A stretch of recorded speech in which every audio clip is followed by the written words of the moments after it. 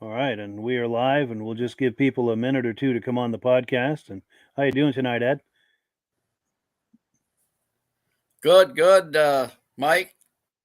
Good. It's I think the rain is over. It's the sun came out a little bit this afternoon. We badly needed rain, and but Saturday, according to long-term forecast, is 84, 85 degrees and sunny. So I think our Good. induction will enjoy good weather for that anyway. Yeah, I'm looking forward to that. And the forecast I've seen as well shows that we have some nice weather here the next few days. So hopefully that will bode well for our induction that we have planned. And we do have Absolutely. quite a few people on at this point, so we won't belabor the point any further. The reason we've called you all here All right. today is Midge and I have been working very hard here through the summer on a number of things, but the big thing is the event of the season this coming Saturday. I'll hand it over to you, Midge, and tell them what's going on this coming Saturday. Yes, this Saturday, all 1:30. We're going to have a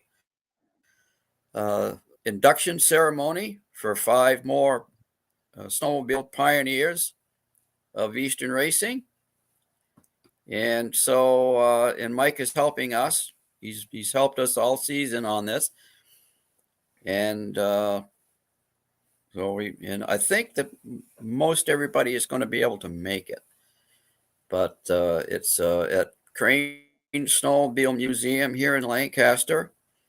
It's a free deal. There's no charge. If you'd like to leave a donation in the donation bucket, we certainly would appreciate it. But it's there's no charge. There never has been a charge.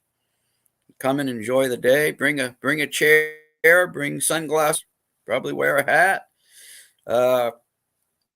Just sit back and many of these people you probably knew when you were growing up watching snowmobile racing here in the East. We've got Bruce Dunham is coming, Calvin Reynolds is coming, and Bill Abold and his wife are coming again, Kathy. I So think they were Herbie inducted Yancey's last coming. year. Hmm. He was the head of Team Abold in New York, the winningest snowmobile racing team in the history of Eastern Yeah. racing. Yeah, and Bob Martin's going to be there, I believe. Hmm. A Paul lot of Lamontagne the usually makes it. former inductees, Herb Yancey. Hmm. Yeah. So please come out and you can visit with these people before and after the event. They'll probably hang around for a little while. And you can go into the museum and check out Paul Crane's beautiful museum and all of his snowmobiles in there, and look at our Hall of Fame wall and check out who we have invited in the past. And that's going to be a Yeah. good day. Cranes Snowmobile Museum, over 100 vintage snowmobiles in there. And yeah, and as he mentioned too, you want the ceremony itself begins at 1:30, but I encourage people to get there no later than 1 because you're going to bring your own lawn chairs. No, You want to have a right. little time to set those up. And then also, like he said, you want some time to go into the museum. There's over 100 sleds in Crane Snowmobile Museum. So you want to make the time to be able to take your time inside there and look at all of those snowmobiles. Then, of course, we all sit Absolutely. down at 1:30 and the ceremony begins. We're going to induct 5 more racers into the Eastern Snowmobile Racing Hall of Fame, and this is the sixth annual Eastern Snowmobile Racing Hall of Fame induction ceremony. So this is something that's got momentum now. It's on the map. People know about it. People come from all around to this, and it's a thing now.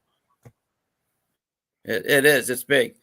Yes, it's something that Paul Crane and I came up with back in 2016, actually. And then our Hmm. first induction was in 2017. And we thought it was time, and long since time, that we recognize these people that raced back then. They were basically our heroes, Mike's and mine. We grew up reading about these people in magazines and in newspapers. And we went out to the racetracks here in Lancaster. We had the Grand Prix. They raced in Bangor. They raced England, in New York, and then it stopped around the early 80s, and everybody went back to their day jobs, and these people went back to their day jobs and brought up families, and they thought that we forgot that era. Basically, they thought that we had forgotten them, and they found out that we have not forgotten them. And so we have inducted them into the Eastern Snowmobile Racing Hall of Fame, and we will continue to do so as long as there's folks out there that are the top racers that need to be there. We will try to make it happen. So, yes. And it's a reunion type of situation, because each year people who have already been inducted over previous years, they come to the event just because it's a reunion kind of a situation. So if you have wonderful memories absolutely. of snowmobiling from back in the day, snowmobile racing from back in the day, and if you remember all of those names, many of those people are going to be there on Saturday, and you can mix and mingle with them, hang out with them, visit with them, get your photo taken with them. It's just a wonderful opportunity. If you enjoy vintage snowmobiles and have wonderful memories of racing back in the day, in the glory days of the early 70s, this is where we celebrate all of that. We embrace all of that and remember all that, and it's just a wonderful experience. Yeah. I mean, the ceremony is wonderful and everything, but the hanging out before and after with all of these people who were part of that, and it's very approachable. It's not a big formal event. Everyone's just kind of mixing and mingling and walking around, and you can approach anyone you'd like to walk up to them and say, hello, I remember you from back in the day. Can we do a photograph? Everyone's very approachable. Yes. And you hit it too, Mike. It is like a family reunion. These guys used to try to beat each other up out on the racetrack every weekend for 10, 15 years here in New England, and they knew everyone. They raced against each one, and after the racing was with, they'd go back to the motels and go back to the bars. And I often said they raced handlebar to handlebar all afternoon, drank elbow to elbow at night. So yes, they're just a bunch of young kids. They were in their 20s or in their 30s, and they were, and that era is probably some of the best times in their lives. And they made some money at it too. They really they were, with the contingency money from spark plug companies and dry belt companies and snowmobile manufacturers kicking in a bunch of money. These people would, if they were decent drivers and they won, a lot of races during the year, they could probably make $3,000-$4,000 in their pocket. And we're talking back in the 1970s. That was a lot of money back then. For sure. So, for sure. Yeah. Yeah, it was a good time for everyone. Some of them were coming home with $1,000 in their pocket over just win a couple of races over the weekend. It was big time, man. It was really big time. Especially if you're in your 20s and 30s. Out there and all. Yeah. Yeah, you're living a rock star lifestyle in a way, Yeah. Yeah, absolutely. Yeah, absolutely. And I've said this before. I grew up, but Carl Yastrzemski, was a big hero of mine, sports hero. And, guys like Richard Petty, things like that. But, they never came to Lancaster. They never, Bobby Orr never came to Lancaster. But you know what? Calvin Reynolds came to Lancaster. And, Bob Fortin lived in Lancaster. Yeah. And, Conrad Rollins came to life. If you're a Polaris guy, there was no bigger name than Conrad Rollins in New England. He's probably the greatest Polaris racer there was out here from Maine. So, and it was in that DVD that Mike and I put together that we got was the 71. There's some eye candy there. If you're an Arctic Cat fan, if you're a Polaris fan, you're going to see some 4-cylinder King Cats, Blizzards, Polaris Starfire when they were brand new. The things were only like 3 or 4 months old. I even said that in the DVD more than once. I mean, but this DVD we're putting together is something to have. Really is. For sure. In fact, let's take a deep dive on that. So several months ago, Midge approached me saying that his cousin had shared with him some old 8mm movies from back in the day, Lancaster in 1971, Malone, New York in 1973. And he said, well, what can we do with this to try to put it into a presentation that we can all enjoy? So we talked back and forth on it, and we decided, well, let's use this as a fundraiser for the Eastern Snowmobile Racing Hall of Fame, Cranes Snowmobile Museum, and the Vintage Snowmobile Podcast. And we've also got support from the Lancaster Motel. So what we did is we took this footage, and we both looked at it and tried to figure out all of the people in there that we could identify and anything that could be interesting to talk about.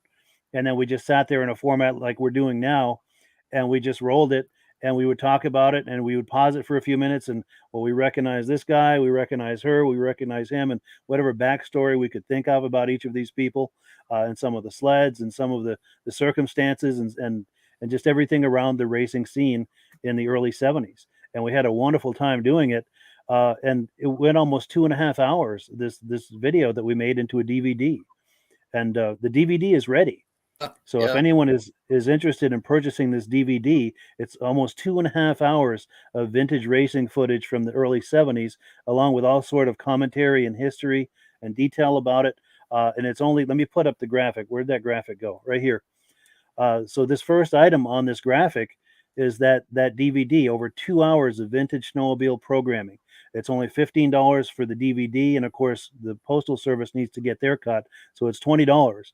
But that $15 is divided equally between the Eastern Snowmobile Racing Hall of Fame, Cranes Snowmobile Museum, and the Vintage Snowmobile Podcast. So we're using this as a fundraiser. We're hoping that it provides something that's very much of value to people who have good memories of racing and vintage snowmobiles back in the day, and it also helps us to maintain what we're doing with the Hall of Fame, the Cranes Museum, and the Vintage Snowmobile Podcast.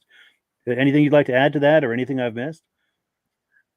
Yeah, Mike. The thing too, Mike has slowed this film down so that you can actually see the sleds. I don't know if you people are familiar with 8mm, but it's like watching the Keystone Cops.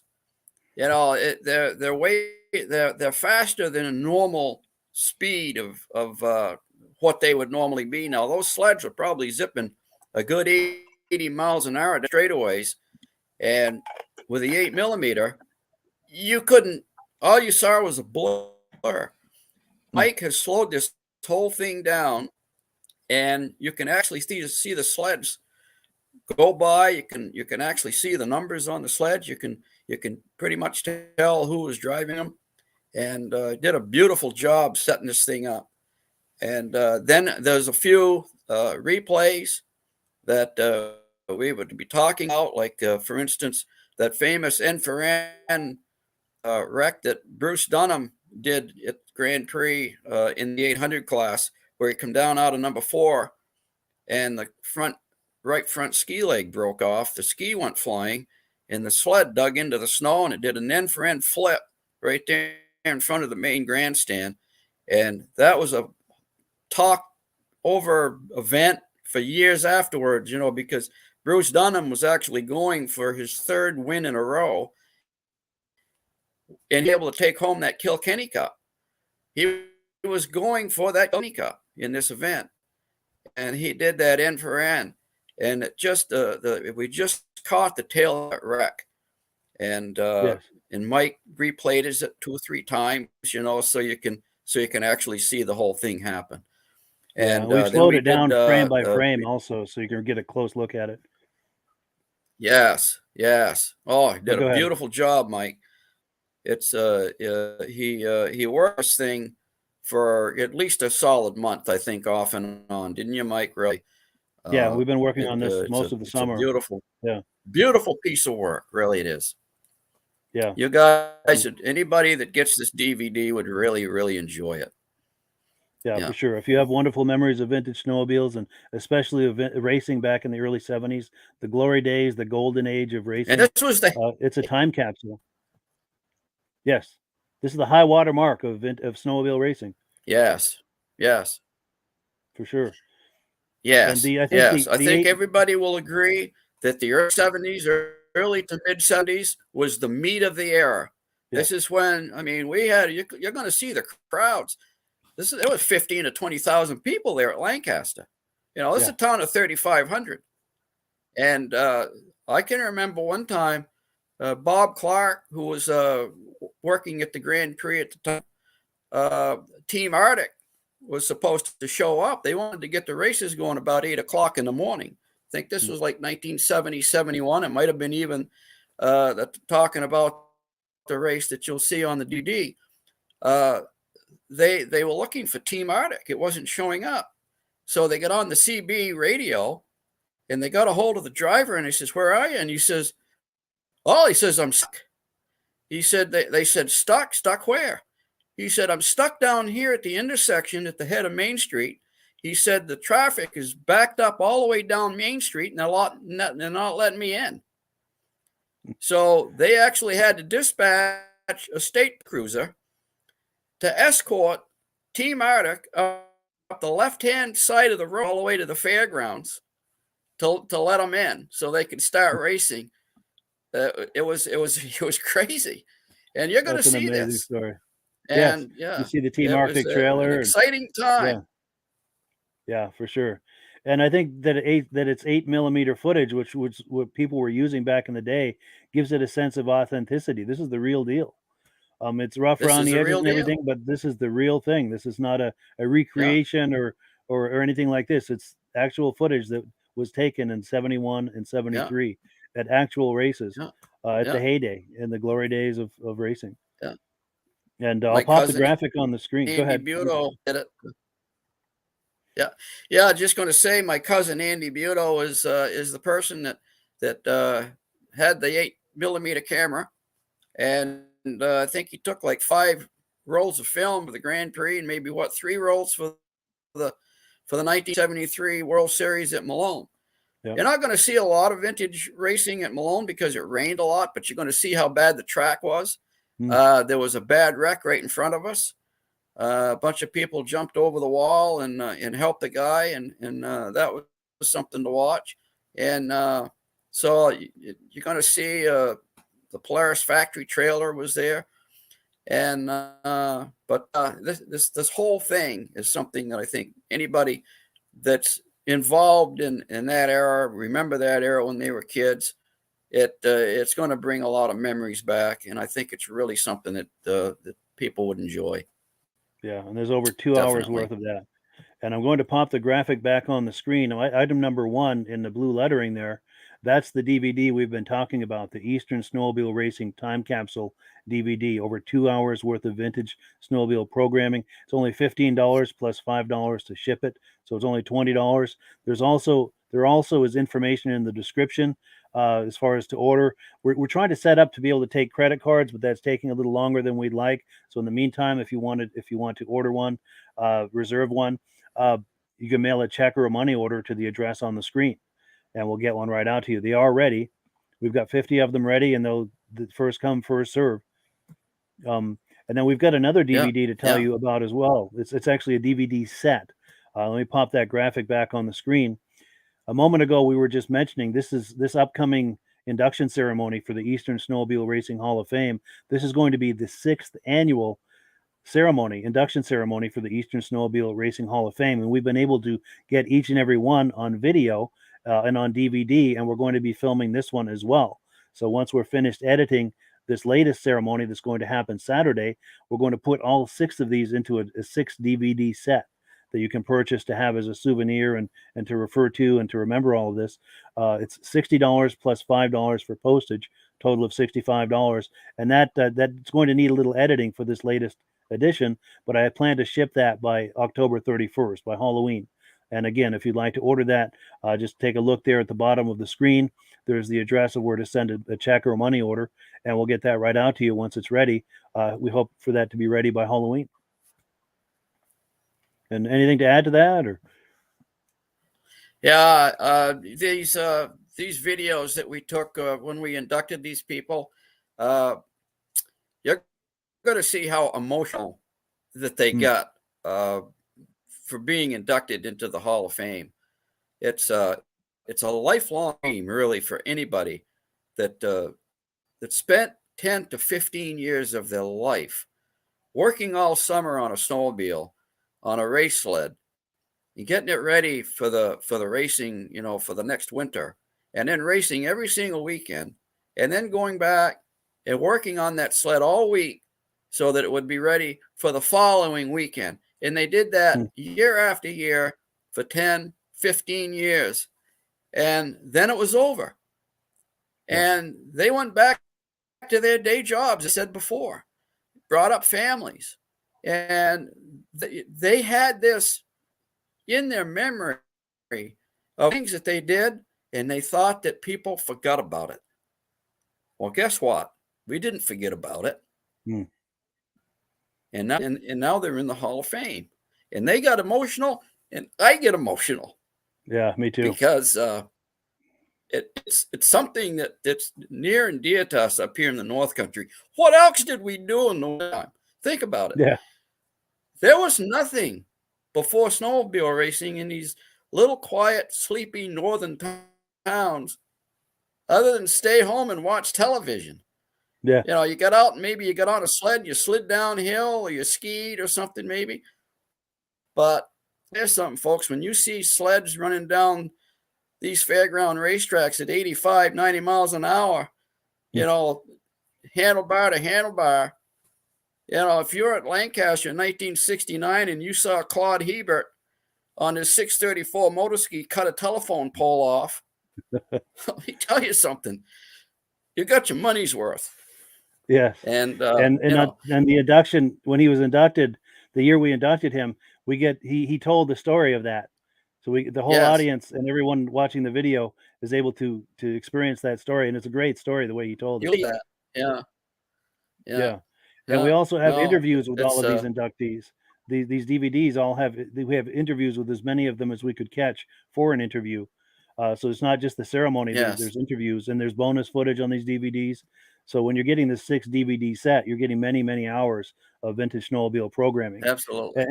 And like Midge said, it felt to a lot of people like this was all forgotten. But as it turns out, both with the induction ceremony for the Hall of Fame going 6 years, and with me doing the podcast, and we're seeing more and more vintage snowmobile shows pop up, and racing is alive once again. Turns out that was not forgotten. Once that got in motion, it's snowballed. Because the Hall of Fame is snowballing. Yeah. What I'm doing with the podcast is snowballing, and we're seeing more and more vintage snowmobile shows pop up. I believe there's a snowball effect there too. And pardon the pun with a snowball, but it is what it is. It turns out that is not forgotten. And another thing. Go ahead. Go ahead, Mike. No, that's all right. I was going to make a point, but it escaped me. I'll think of it. Go ahead and make your point. Well, I was going to say that, and also with these Hall of Fames, these people have now connected with one another again. They haven't seen each for 40 or 50 years. And to bring them together once a year like this, it's like we said before, it's like a reunion. It's like a family reunion.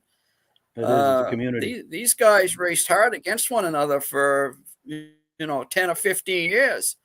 And even though they were trying to beat the pants off of each other, there was a lot of friends involved in this, and camaraderie, and so bringing these people together, and it gives them a whole new outlook, really. It brings out the smiles, and it's the good stuff. It really is. It's the stuff that they did when they were kids. For sure. Yeah. And to add to that, I just remembered and I just remembered my point. The other thing that's kind of a side effect from this that no one had anticipated is that there's a whole younger generation that's saying, wait a minute, something's going on here. There's something happened, and there's still a way to connect with that. And they're very curious about it and interested in it. There's a whole younger generation that's checking this out.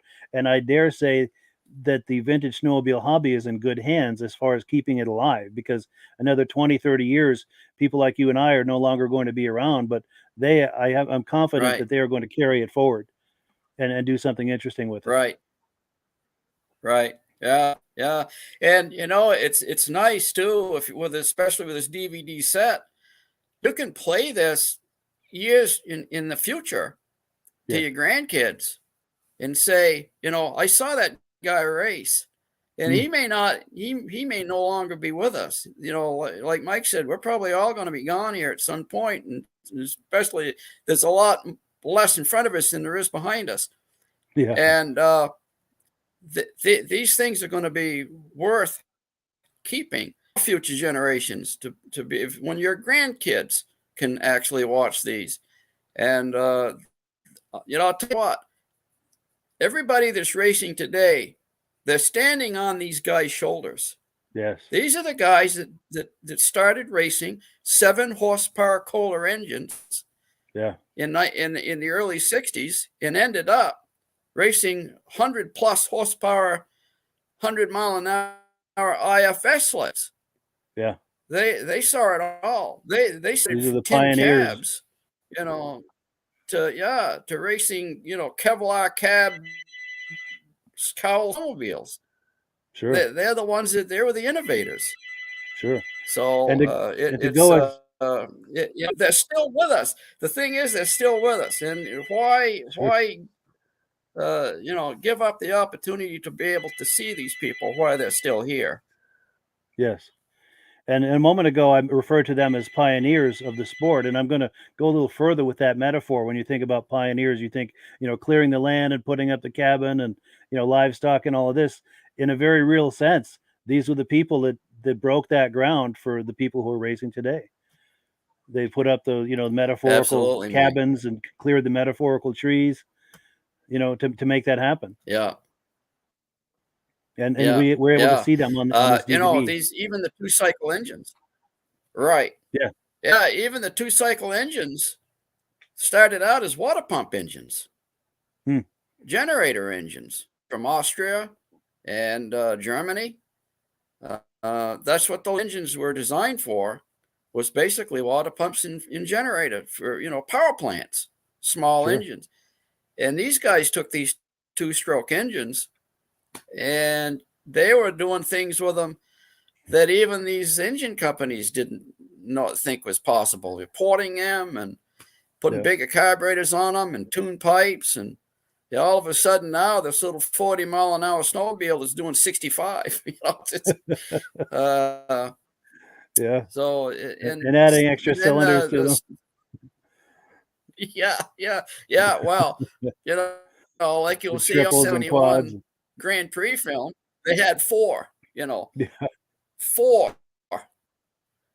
cylinders on these kits. They only had it once. They did it in 71. They had a 4-cylinder King Cat, and you're going to see a bunch of them. It's eye candy for any of the Attic Cat people. Yeah, for sure. And the time capsule DVD has a good look at that. And I'm going to pause for a moment. Yeah. We've got a comment coming in. We've got Michael Whitcup saying hello to both of us, and hello back to Michael. Hi, Michael. Yeah. Cool deal. Yeah. Thank you so much for being on. But in case you're just joining us, we're here talking about this event that's coming up this weekend. It's the 6th annual induction ceremony for the Eastern Snowmobile Racing Hall of Fame, coming up this Saturday, September 10th, 1 p.m. at Cranes Snowmobile Museum, 172 Main Street in Lancaster, New Hampshire. Now, the ceremony begins at 1:30, but we encourage you to arrive no later than 1 p.m. because you're bringing lawn chairs. You're going to stake out a spot for your lawn chairs. Then you want to allow some time to go in, look around at Cranes Snowmobile Museum. I've got a graphic for that as well. Here's the graphic for Cranes Snowmobile Museum. There's over 100 vintage snowmobiles in there. So you want to make sure you're allowing yourself time to go in there and look around and take the time you need to check out all of those sleds, and then come back out for 1:30 as the ceremony begins. Right. Yeah. There's plenty of room too on the lawn.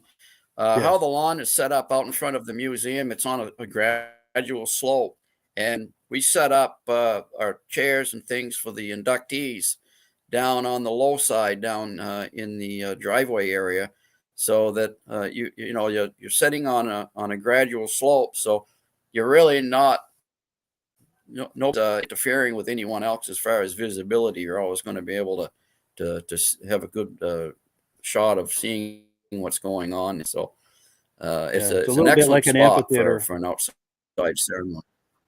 For sure. Yeah. So it's an excellent spot.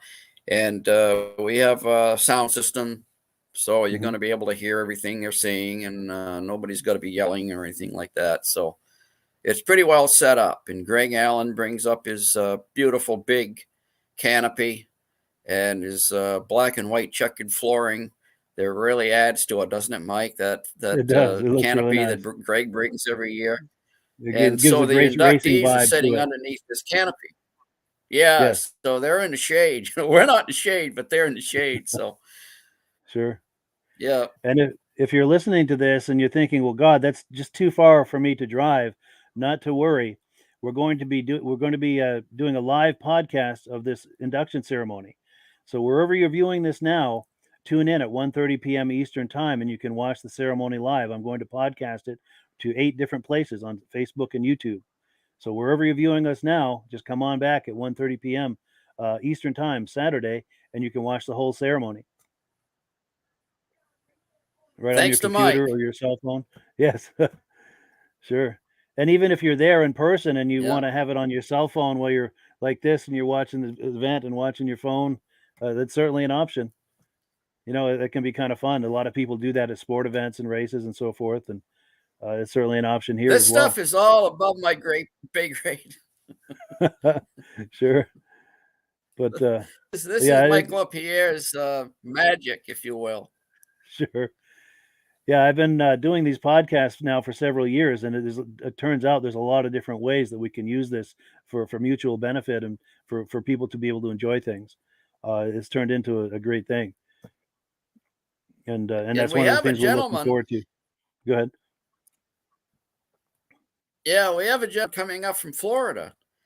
Yes. And you know how planes are today. They're delayed all the time, and so it all boils down to whether his plane is going to be able to make it or not. If it doesn't, Mike has figured out a way so that he can actually speak on his behalf when we induct him uh, with his voice over the Yeah. loudspeakers, so people could actually hear him.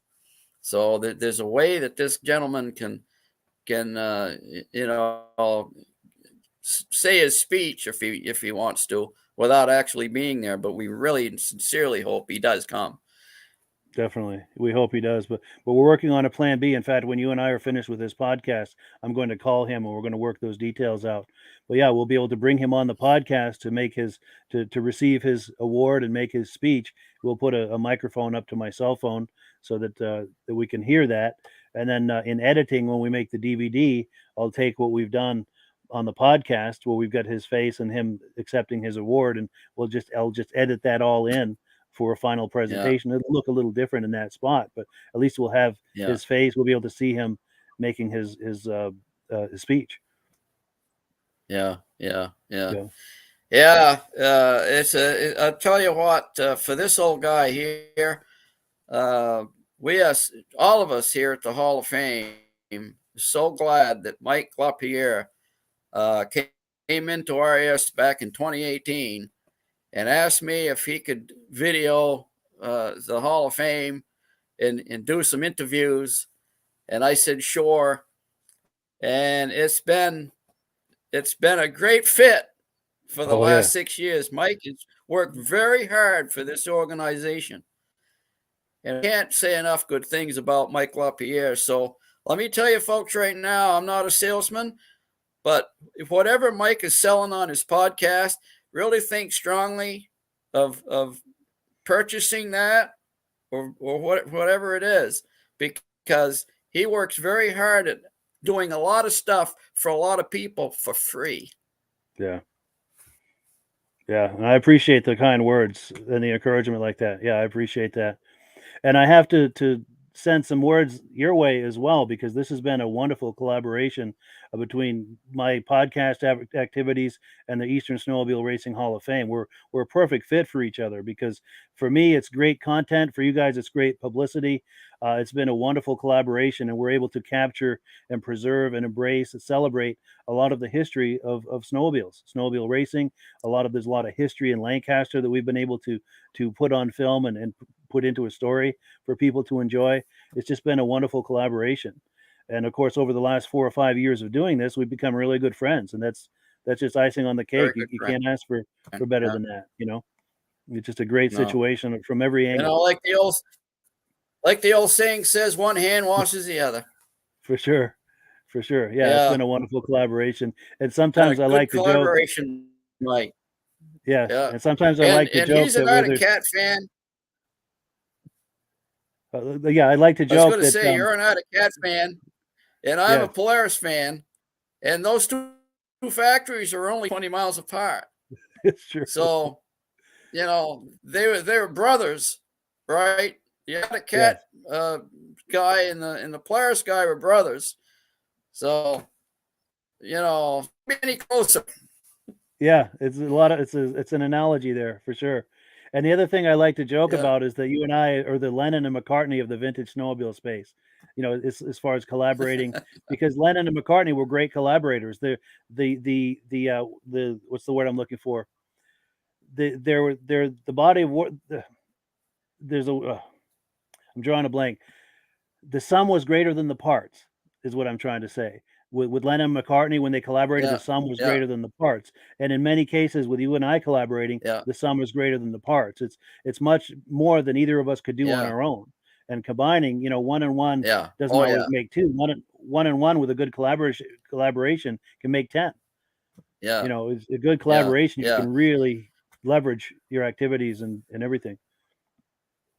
Oh, yeah. Yeah. No, that's, and, you know, we got to put Paul Crane in the mix too.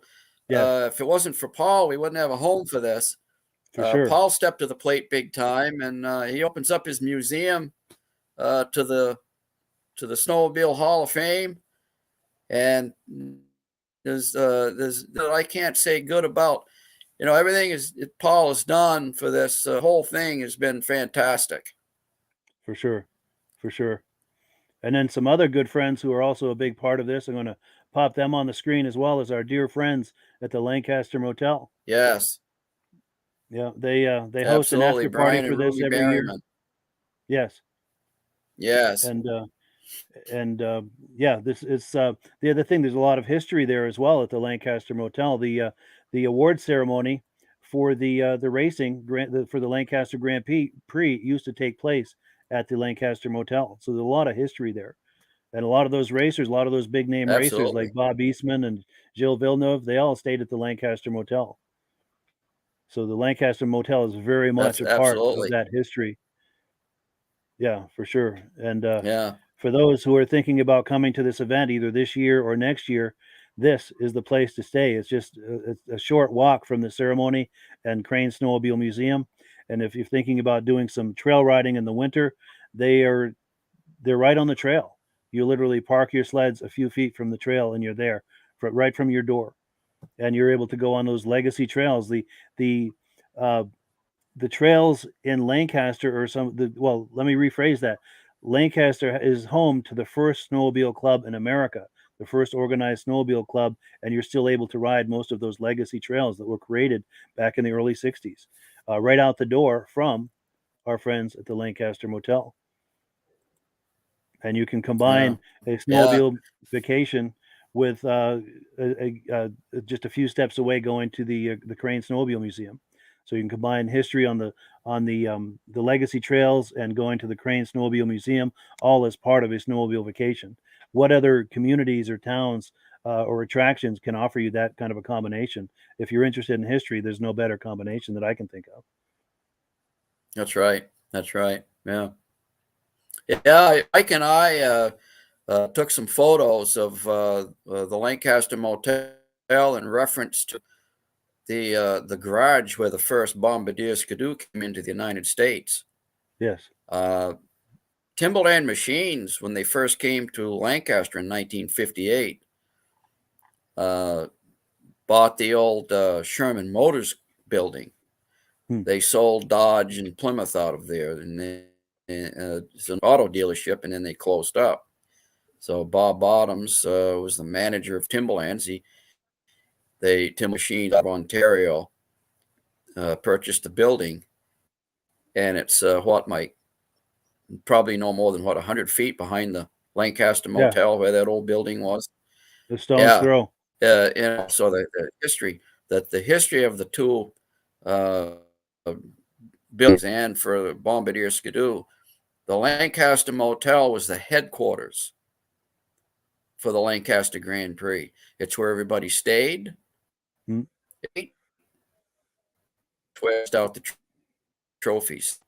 So Yes. the Lancaster Motel played a huge role, and it also was for a long, long time where the Snowdrifters meetings were. Mm. They didn't have a clubhouse for many, many years, so they used that upstairs facility over the motel for their meetings. Yeah. So it was it's Lancaster Motel is a lot of history. Yeah, they're deeply entrenched in the history of the snowmobile.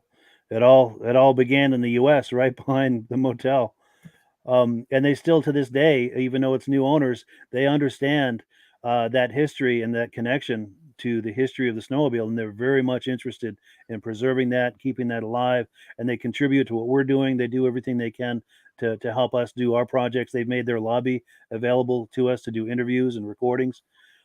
Yeah, they're just completely committed to snowmobiling, vintage and modern. It's just really impressive what they're doing. Mm, And didn't they just recently mhm. have a mural put on the side of the motel, and part of that is Yes, there's a they did. depiction of the They first did. snowmobile. Yes, they. It's a mural of many of the older buildings in town and businesses. And Ruby Berryman was adamant that they put a Bombardier Skidoo on the side of that building as part of the Lancaster's heritage. And because it was Lancaster, New Hampshire, is the first place that saw the Bombardier Skidoo in 1959. Yeah, first one came A lot through. of people might not know that. They should. But Yeah. so they painted this Bombardier Skidoo on the side of the motel. It's like a 63 or 64 Skidoo bubble cab. And Mm. they failed to put the Bombardier logo on the cab. Oh So I wow. immediately copied off a couple of photos of the old Skidoos and a photo of the logo that they on the cabs. And I gave it to Ruby and told her that please have those guys before they leave to put the Bombardier name on that cab, on that Skidoo, Mm. because it's important that people know that this is where the Skidoo originated. It's the birthplace of the Skidoo in Yes, America. for Well, sure. they Yeah, it's left very without significant. doing it. Oh no. Wow. They Maybe did. there's They another left artist without that can. doing it, and it's going to cost about $1,000 to get them back to get it done. Wow. We'll have to figure something out, I Yeah. guess. So, Maybe there's another artist that can kind yeah. of just touch it in or something. Well, I touched on that point with Ruby, and she said that artists are very touchy about other Oh people yes, seeing their work. yes, yeah. They don't They want don't someone like else. people dabbling with their artwork. Yeah. So it's probably going to have to be them. Well, the guy that did it, he's probably going to have to come back. I did uh, reach out to Bombardier, and they're not in good shape right now because their computer's been down for a while. They got Mm. hacked. So they're Oh wow. not in good financial shape right now. Otherwise, I might be able to kick in 1,000 to have that logo put on there the way it should be. So I Yeah, yeah. told Lisa up at Dalton Mountain. She sells Skidoo, and so I told her when the time is right, I said, please don't forget us. I said maybe that at some point they'll help us out to put that name on there, and it's Yeah, good certainly help idea. them That could be too. a way So to that could be a way to raise the money for that. Now we do have yeah, some yeah. comments coming in. I'd like to read them because some of them are real interesting. Let's see. We've got Alan Gove talking about Cranes. He said he enjoyed visiting that place. He has his folks' first snowmobile. They still have it, and he has his first in storage, both a 1970 Arctic Cat Panther, 303 Wankel, and a original 340 Sox SS that he used to race. Very, very cool, and I appreciate you Wow, sharing that with us, Alan. very nice. Yeah. And then we've got Very regular nice. viewers, Bombard, Floyd, and Lisa, who Hi, guys. I had a privilege and a genuine pleasure to meet them at the show in Old Forge, New York, the VSCA show over the summer. Wonderful to meet those guys. Had a chance to for a photo opportunity. I don't think I'd have the image loaded, otherwise I'd pop it on the screen because it was great to meet them. They also have a question though, and I'd like to get an answer to this myself. I know we've talked about this in the past, but I don't know if there's anything that's developed. Wondering if there are records of which room Gilles Villeneuve stayed in, and we're also thinking Bob Eastman too. What room that they might have stayed in? Have we had anything on that? Any developments with that? I had asked Ruby, I believe, a while ago about that, and so I don't think that the old records are available. I think they Sure. might have gotten destroyed because we're talking 50 years ago, Yeah. and pretty close. So I think last time he came was in 76. So yeah, 46 years ago. And so they pretty much got destroyed. They just, but it would be nice to know which we stayed in, and Bob Eastman and Larry Yeah. Coltham from Sure. Arctic Cat. They all stayed here. Yeah. And it would be They neat to be able to say, I'd Blair's like to team. stay in the room that the Bob Eastman stayed in, or Gilles Villeneuve, or Larry. It would be amazing to be able to stay in the Yeah, room that you know that they stayed in. That would be absolutely yeah, amazing. yeah, yeah, Yeah. yeah. And so they could, I'll tell you what, Ruby would in a heartbeat put up their photo in that room. Yeah, for sure. That was the room they stayed in. I guarantee Ruby would get a photo of them and say, "This is the Bob Eastman room," or "This is the For sure. Gilles Villeneuve room." That's what she's just all over this stuff. Yeah, for sure. For sure. Yeah, they really understand snowmobiles and snowmobiling, and they love the history of it. They embrace it and they're celebrating it, trying to move it forward, and they do everything they can to support and encourage what you and I are doing as far as keeping the history alive and Yeah, promoting it and everything. Yeah, it's really nice. And then I guess the yeah. other thing, we haven't mentioned this in a little while, so in case people are just joining us, we've been talking about the Eastern Snowmobile Racing Hall of Fame. Just going to touch on this real quick. We're here to promote the induction ceremony that's coming up this Saturday, and we've got a graphic on the screen for that. We've been talking about that for a while, but the other thing that we're here to talk about is a fundraising activity. We've come up with some DVDs that I think you're really going to enjoy. And in the interest of full disclosure, the proceeds from this DVD are divided three ways equally between the Eastern Snowmobile Racing Hall of Fame, Cranes Snowmobile Museum, and the Vintage Snowmobile Podcast. So if you enjoy any or all of those things, this is a wonderful way to support us, and we believe it's a good way to give value to the people who want to support it. Now, what is it exactly? We've unearthed a time capsule. We've created a Eastern Snowmobile Racing time capsule DVD. There's over 2 hours of vintage snowmobile programming on there. $15 plus $5 will get it out to you. $20. There's an address on the screen right now. We're doing checks or money orders, but we're working on being able to take a credit card.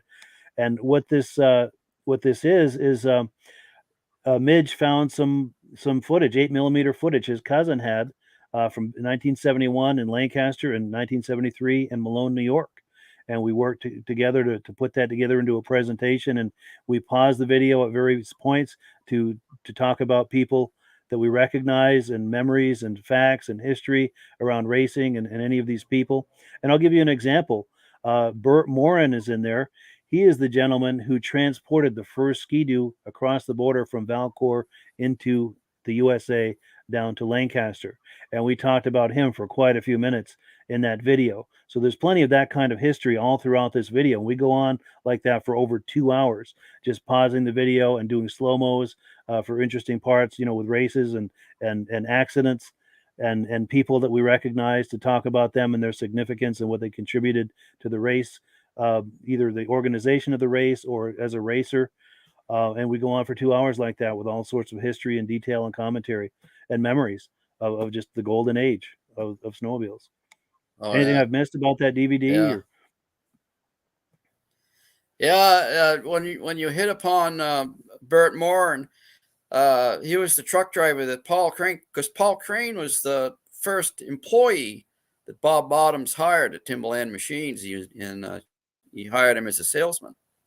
And so they needed a truck to go up and get parts and things from Bombardier, because they sold the J5 and the Muskeg, the little track vehicles that people, they were trying to sell for logging operations. So Paul knew of Morgan Moore Trucking. So he called Bert and asked something he could do. Bert says, sure. So they sent one day to pick up J5 and Muskeg parts and things like that for the shop. And also, he picked up a small wooden crate. And in that little wooden crate was a 1960 Bombardier. And he crossed the border with the very first Bombardier Skidoo to come down into the United States on December 4th, 1959. And Bert Morin was driving that truck. And he's in this DVD. Yes.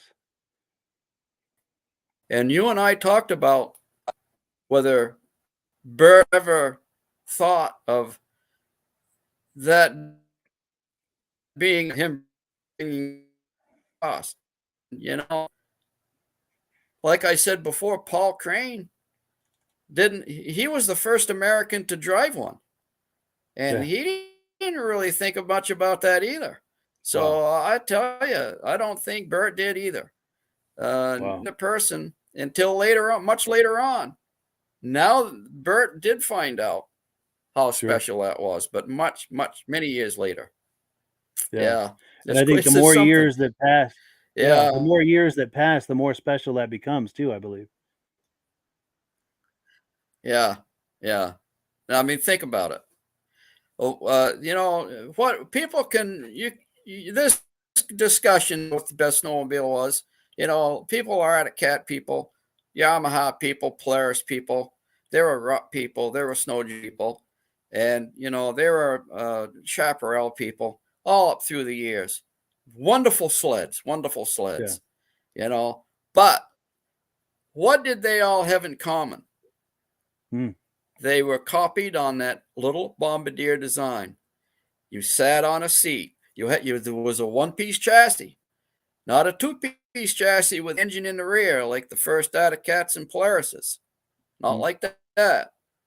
It was a one-piece chassis. You sat on a seat over the track. Your feet were planted on two running boards. The engine was in front of the driver. The driver held onto handlebars, not a steering wheel, onto handlebars, and he steered two skis. You can put long travel systems on these new sleds all day long. You can put 150 horsepower engines on them. But they are built just like that little 1959 Bombardier Skidoo. J. Armand Bombardier was an absolute genius. He really was.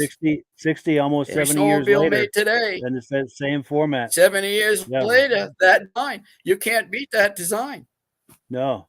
It's been refined like you wouldn't believe, but it's still the same basic foundation. You could refine it. Yeah. But you're sitting on a track over the seat, you're sitting on a seat over the track. Your feet are on running boards. Sure. You're not sitting in a cab in front with a steering wheel with the engine in back. That didn't cut it. No. You don't see them on the racetrack. You're right. And they've experimented with other formats over the years, but they've never caught on or they've all kind of fizzled out. Yeah. Where this is the only one that's maintained consistently through the decades. Yeah, the Manta, exactly. And the Elite, the Ski-Doo Elite. Nice sleds, but they didn't last. They didn't stand the test of time. No. And then we've got some comments coming in. You can't use body English.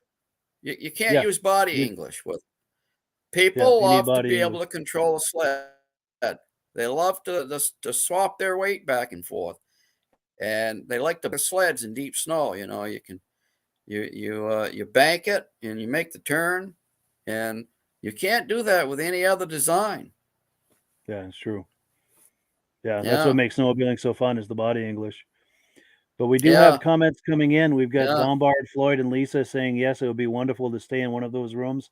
And I would love that as well. If we ever figure that out, I would love to stay in some of those rooms for Yeah. sure. Yeah. And then Alan They're all Gove says brand he new too, also, by the way. yes, it's all been refurbished. The whole motel has been restored. They've done an amazing job with it. But Amazing. Alan Gove says he's got a 1970 Panther. They just put a 368 Sox in it.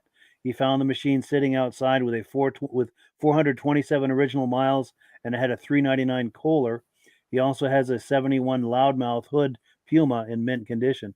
Very cool. We'd love to see images of those at some point, Al, Very cool. especially as we get the podcast going here next month.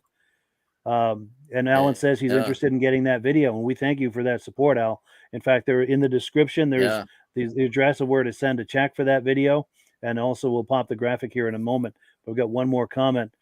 Great presentation for the Hall of Fame, and yeah, we thank you so much, everyone, for the kind Thank you. words on that. And I'm going to pop the graphic one more time for that video. At the bottom of the screen, you'll see where to send the check or money order. We're working on being able to take credit cards and debit cards, but we're not quite there yet. We're working on it. But in the meantime, if you'd like to order one, just send a check or money order to the address on the screen there. And then we've also got a, pardon me, a 6 DVD set that's going to contain all of the Eastern Snowmobile Racing Hall of Fame induction ceremonies, all 6 years, plus some bonus videos. This upcoming ceremony is the 6th annual induction ceremony. We're going to be videotaping that, editing that, putting that into a DVD, which will be included in that 6 DVD set. So it's going to take a little bit of time for that to be ready. My promise is to have that ready by Halloween and in the mail by Halloween. But that's something that's available to you also if you're interested in these Hall of Fame ceremonies. There are also interviews on these discs, as well as some bonus videos. So there's a lot of value there for the money. I know it's not cheap, $65, but you're getting a lot of content there. 6 DVDs. Each DVD has at least 2 hours worth of content on it. Some of them even more than that. So we want to create a lot of value when you're making a donation. And by the way, I've mentioned in the past, but I'll mention it again. The funds that are raised by doing this are split 3 ways. This is a fundraising effort for the Eastern Snowmobile Racing Hall of Fame, Cranes Snowmobile Museum, and the Vintage Snowmobile Podcast. So if you enjoy any or all of those things, this is a wonderful way to support those efforts and a way to receive a significant value in exchange for doing so. Absolutely. Anything to add to that, or anything I've missed? It's yeah. I was just going to hit on the point. That museum is not a nonprofit entity. That's Paul Crane has to pay taxes on that every year. That's Paul's museum, and he filled it full of antique and vintage snowmobiles, mostly out of his own pocket. He had been privately collecting sleds over the last 50 years. And so, and he'd had them stored away. And then in 2010, he built that big, beautiful museum, 100 by 50 museum out of wood that he actually had. He bought an old sawmill up on his property to save money. And he actually cut the lumber that he built that building with on his own property from wood off his woodlot. So you can this see the whole building there in thing the graphic. is a Paul Crane effort. Yes, and you can see the building there on the graphic. It's a rustic board and batten style building. It's a very attractive building, really, for anything vintage. It's the building itself is vintage. It's not a brick and mortar building. It's something that Paul Crane actually built with his own wood, with his own hands. Yeah. So it's and it's a labor of love for Paul. And so I think it's 50 by 100 feet. Yeah, 50 by 100 feet. There's over 100 sleds only in there. just $5 a head. Yeah. $5 a person is cheap money for today. The way everything's gone up. So, to help pay the taxes, some of these DVDs and every little thing that we can do for him is really worthwhile to keep the place open. Yes. Yeah, so these donations go to a very worthy cause. If you enjoy any of these things that you see, I know if you watch any of my videos, you're very familiar with the Hall of Fame and with Cranes Snowmobile Museum. We've collaborated a great deal over the years, and if you watch my videos with any regularity, you've seen a lot of that, and it supports everything Yeah. that we just talked about. And we thank you in Yeah. advance for that support. We do very much appreciate that. That helps to offset the cost for the Yes. Hall of Fame and for the Vintage Snowmobile podcast. I do that out of pocket. It's not cheap to do that, but it's a labor of love. I enjoy doing it, and I wouldn't do it. I wouldn't ever not do it, you know. But it's nice to get a Yeah. few dollars Yeah. coming in to help offset those expenses. Yeah. Right. Well, cool. I Yeah. think, Yeah. Yeah. yeah, I think that's pretty much it for the evening. We can you believe an hour has flown by so quickly? It's been a wonderful time having this Wow. conversation and Yeah. reminiscing about Yeah. racing and talking about the Hall of Fame and about the DVD. And that was enormous fun making that time capsule DVD, that old 8 millimeter footage, It and was. just rolling that by and talking about it and doing freeze frames, talking about the images that are being frozen there, and then doing slow mos of some of the Yeah. more exciting parts. And we do slow mo so you can get a much Yeah. closer That look was at fun. whatever it is that's happening. We had a blast making it, and We had a yeah, it's over blast. 2 hours worth of material there. But Yeah. go ahead. What were you going to say? Yeah. And the only thing I can hit on this is Mike and I did this in two segments, Hmm? about a week apart, and we did the Lancaster one, and then I think we did just the tail end of the Lancaster one, and then we went to the Malone, the Yeah, '73 Malone World Series. And in that short time, I repeated the same thing again, I think in the second segment of what we talked about in the first. So you're gonna get everything, you're gonna get all the information twice. sure. So this was never much good even when it was new. So But the things that were repeated you know, were good things. I can remember what happened 50 years ago, but what happened 3 days ago. Yeah, yeah, I hear that. Yeah, I'm not getting any younger either. Yeah, and I'll pop the graphic for that DVD one last time. This information is also in the description, so don't worry if this passes you by. Just pause this and look in the description, and you'll find the details about the DVDs and where to send the check or money order. And like I said, we're working on being able to take credit cards and debit cards, but we're not quite there yet. But for people who want to get started with this, there's a way to do it. Just check out the information there at the bottom of the screen as to where to send a check or money order. And let me change screens here. We've got a comment that's come in. Let's take a look. Oh, yes, good idea. Alan Gove says he suggests Yeah, yeah. selling the DVDs at Cranes. And yeah, I'll be leaving some at We're Cranes. going to have them at the induction. Yes.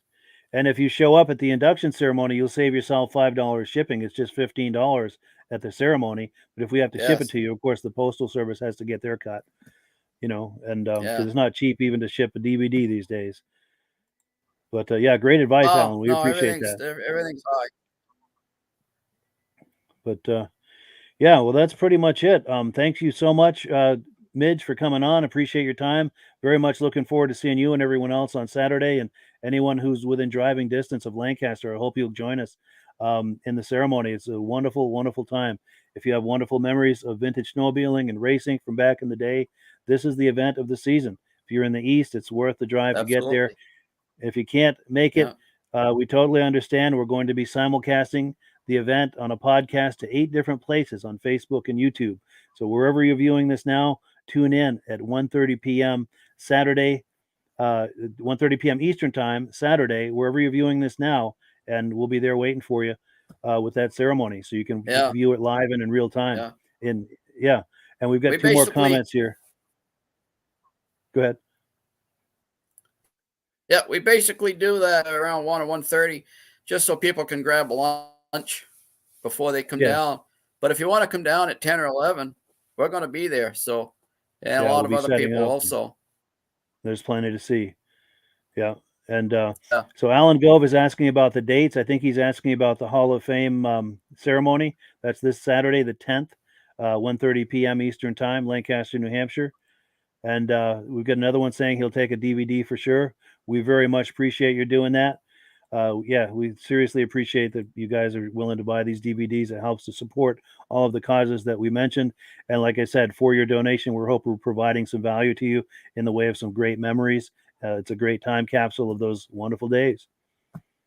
And the information is in the description, and it's I'll pop that graphic one more time. This is where you're going to send a check or money order. Right there at the bottom of the screen is where you're sending that. And we thank you so much for supporting us. We've got another comment coming in. Let's take a look. Oh, Alan Gove says he's hoping to be there.